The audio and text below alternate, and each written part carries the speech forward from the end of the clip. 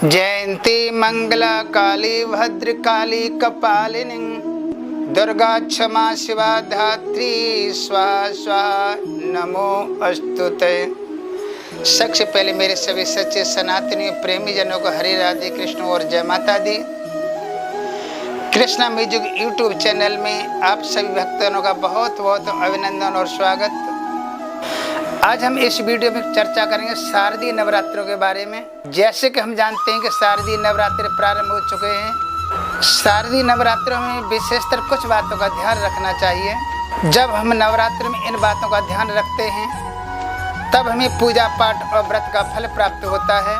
नियम से हम जानने के लिए बने रहिए इस वीडियो में शुरू से अंत तक, तभी आपको ये वीडियो समझ में आ पाएगी।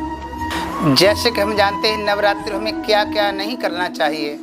नवरात्रों में हमें कभी माताओं बहनों का अपमान नहीं करना चाहिए, बेटियों का अपमान नहीं करना चाहिए, अथवा पत्नी का भी अपमान नहीं करना चाहिए, क्योंकि माताएं बहनें भी माता रानी का स्वरूप होती हैं। अगर हम माताओं बहनों का अपमान करते हैं तो माता रानी का ही अपमान है और माता रानी फिर हमसे रुष्ट हो जाती हैं। नवरात्रों में हमें कभी बाल नहीं कटवाने चाहिए, शेविंग नहीं करनी चाहिए, दाढ़ी नहीं कटवानी चाहिए, अथवा नाखून भी नहीं काटने चाहिए। ये बात माताओं पर भी लागू होती है। माताओं को भी बालों को टच भी नहीं करने चाहिए, आईब्रो नहीं बनाना चाहिए, अथवा ब्यूटी पार्लर भी नहीं जाना चाहिए। इन बातों से माताओं को भी दोष लगता है।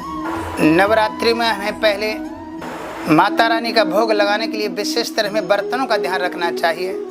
नवरात्र में कभी स्टील के बर्तन और लोहे की कढ़ाई माता रानी के भोग के लिए प्रयोग नहीं करना चाहिए। जिन बर्तनों में लहसुन प्याज बना है उन बर्तनों में माता रानी के भोग नहीं बनाना चाहिए। बर्तनों को पहले खूब साफ कर लेना चाहिए। हो सके तो नए बर्तन लाना चाहिए। नए बर्तन ना ला पाए तो उन्हीं बर्तनों को खूब अच्छी तरह से साफ कर लेना चाहिए। पूजा के बाद कभी हमें सोना नहीं चाहिए। कुछ लोग पूजा के बाद में सो जाते हैं। पूजा करने के बाद में कभी हमें सोना नहीं चाहिए। सोने से हमारे पुण्य नष्ट हो जाते हैं। नवरात्र में हमने घर में कलश स्थापना की है और अखंड ज्योति जल रही है तो घर को कभी खाली नहीं छोड़ना चाहिए। दरवाजे हमेशा खुले रखना चाहिए, क्योंकि पता नहीं माता रानी कब तुम्हारे दरवाजे पर आ जाएं। नवरात्रि में कभी तुम्हारे घर की घड़ी बंद नहीं होनी चाहिए। घर की घड़ी बंद होने से हमारे सारे घर के कार्य रुक जाते हैं। इसलिए घर की कभी घड़ी बंद नहीं होनी चाहिए। नवरात्रि में खाना खाने के बाद कभी शाम को बर्तन झूठे नहीं रखना चाहिए, जिससे घर की सकारात्मक ऊर्जा समाप्त हो जाती है और नकारात्मक पूजा अपना प्रभाव दिखा देती है। नवरात्रि में कभी हमारे दरवाजे पर कोई साधु संत आ जाए उसका कभी अपमान नहीं करना चाहिए।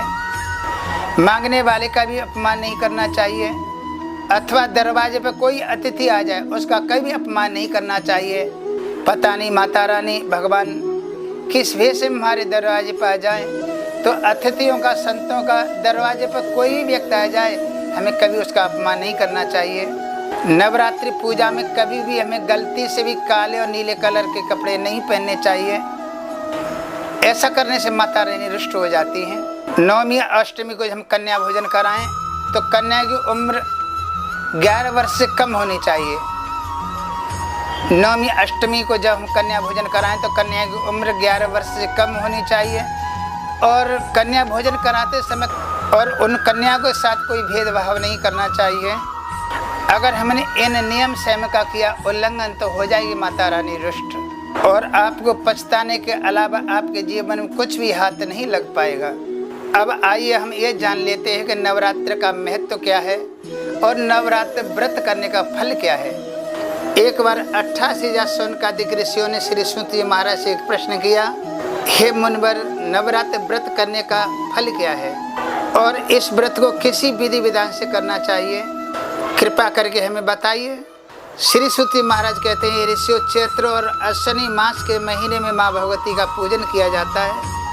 अमावस्या के दिन से इस उत्तम सामग्री को एकत्रित कर लेना चाहिए और श्रेष्ठ ब्राह्मण को बुला करके दुर्गा सप्तशती का पाठ कराना चाहिए।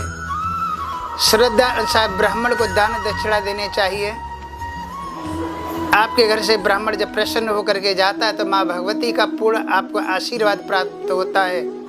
इसी कथा के बारे में बताते हुए श्री सुत जी महाराज कहते हैं, ऋषियों एक कथा मुझे याद आ रही है, ध्यान से सुनो। काशी नगरी में एक अत्यंत निर्धन ब्राह्मण रहता था, उसका नाम था नारायण दत्त। वो बड़ा ही गरीब था। सहयोगवश काशी नगरी से एक सुंदर कन्या के साथ उसका विवाह हो गया। विवाह के बाद जब घर आया, समय ने कुछ बदलाव किया और दिन प्रतिदिन वो गरीब होता चला गया। समय अनुसार उसके घर में 4 बच्चों ने जन्म लिया। अब तो वो विप्र ब्राह्मण बिल्कुल सुदामा की तरह हो गया, बिल्कुल सुदामा जी की तरह जीवन व्यतीत करने लगा। एक बार दुखी होकर के वो अगस्त ऋषि के पास में पहुंचा और अगस्त ऋषि जाकर के कहा, हे मुनिवर, दंडवत प्रणाम किया और कहा, हे मुनिवर कृपा करके बताइए, मैं आपत्ति में हूँ, संकट में हूँ, मेरे कष्ट कैसे दूर हों। मेरे घर में 4 पुत्र हैं, मेरे घर में कई दिन हो जाते हैं, भोजन नहीं बनता। उस ब्राह्मण के ऊपर अगस्त मुनि को दया आ गई और कहा, हे ब्राह्मण देव, तुम शारदीय नवरात्रों का व्रत करिए। आप शारदीय नवरात्रों का व्रत करोगे तो माँ भगवती आपके ऊपर अवश्य कृपा करेंगे। और अगस्त मुनि पूरा नियम से बता दिया। ब्राह्मण लौट करके अपने घर आया। शारदीय नवरात्रि आई तो अमावस्या वाले दिन से ही उसने विधि विधान से माँ भगवती का पूजन करना आरंभ कर दिया। और आप जानते हैं, माँ भगवती का जो भी व्यक्ति पूजन करता है, माँ भगवती उनकी अभिलाषा अवश्य पूरी करती हैं। इनका जीते जागते प्रमाण है प्रभु राम। लंका का राजा रावण जब माता जानकी का हरण करके ले गया, प्रभु राम ने बहुत कष्ट उठाए और अंत में लंका में जब युद्ध हुआ तो प्रभु राम ने भी माँ भगवती का 9 दिन तक आराधना की। 9वीं वाली रात्र को माँ भगवती ने प्रभु राम को दर्शन दिया और आशीर्वाद दिया।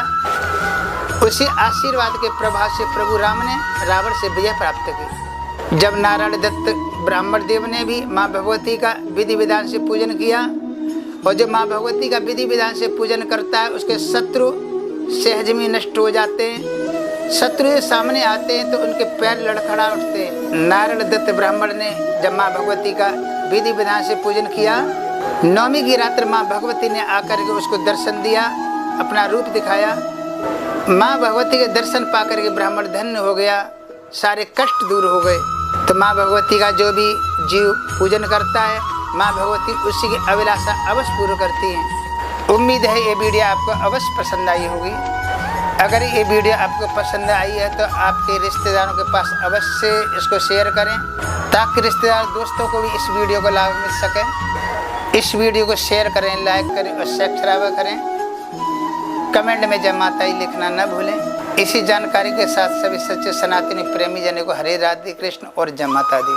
बोलिए सच्चियाँ जोता वाली माता तेरी सदा ही जय।